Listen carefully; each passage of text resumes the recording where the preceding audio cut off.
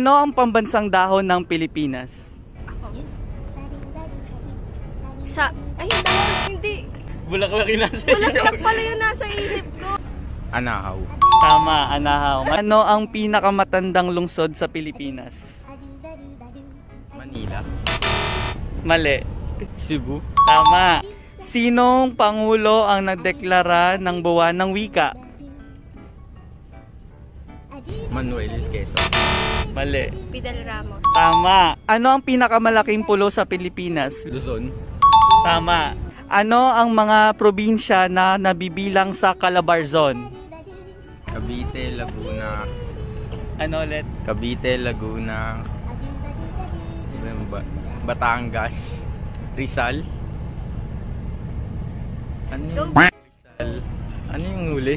Yung dulo na. Quezon. Tama yun.